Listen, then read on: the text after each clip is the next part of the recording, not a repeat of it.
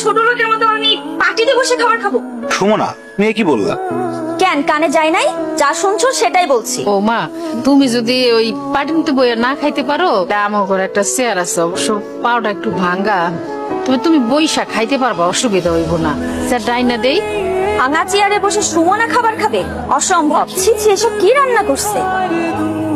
এর থেকে তো আমার বাসার কাজের বুয়ারা ভালো রান্না করে খায়। মাকে ভেবে অপমান না করলে হয় না? এটা কোনো রান্না হইলো? তুই খাবারটা খাবা না ঠিক আছে, সেই জন্য তুমি আমাদের রিজিকটা নষ্ট করবা? এই একটা ছোট লোকদের সমস্যা, কিছু বললে তাদের অপমান হয়ে যায়। যত সব ফালতু নাকামি। মাথাটা ঠান্ডা করো, বুঝতে পারছি তুমি এগুলি খাইতে পারবা না।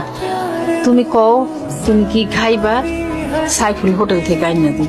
ভাবি, মা তো ঠিকই বলছে, তুমি বড়লোক মানুষ, তোমার এইসব খাবার পছন্দ নাই হইতে পারে। তুমি কি খাবা বলো? ফ্রাইড রাইস আর চিকেন ফ্রাই। মা, সেটা তো মেলা দাম। আমি সারাদিনে যে ইনকাম করি তা দিয়ে তো এক প্লেট ফ্রাইড রাইসও হবে না। এই বাসি পচা গন্ধ খাবার তুমি কোথা থেকে এনেছো? ওই যে আমাকে 3 রাস্তার মোড়ে যে দোকানটা আছে না, সুন্দর করে ওই দোকান থেকে আনছি। আমার সামনে নিজে বানাই দিছে। আমি কি ফুটপাতের খাবার খামে? তোর কাছে বড় কোনো চাইনিজ রেস্টুরেন্ট চোখে পড়ে নাই? মানে তোকে বিয়ে করছি বলে কি তুই আমার লেভেলটা ফুটপাতে নামে আনছোস? বউ, তুমি তো জানো আমি একজন গরিব সবজির দোকানদার। সবজি বিক্রি করে যা ইনকাম করি তা তো বড় রেস্টুরেন্ট থেকে খাবার কেনার মতো সামর্থ্য আমার নাই।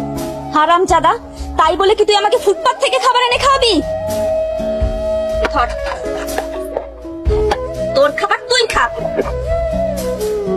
তুই এরকম কষ্ট করে আর কতদিন পার করবি? তোরে তো বউ সম্মানও দেন, আর যা মনে হইতেছে বউরে দেখে মনে হয় না বউ সংসার করবে।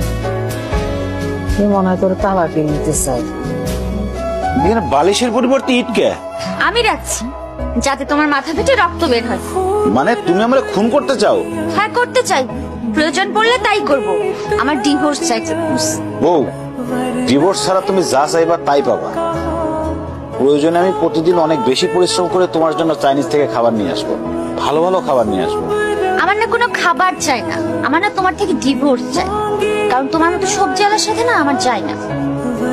কি হলো, এরকম বজ্রপাত হয়ে যায় মানুষের মতো চুপচাপ বসে আছো কেন? কি বলছি কানে যায় নাই? জি, গেছে।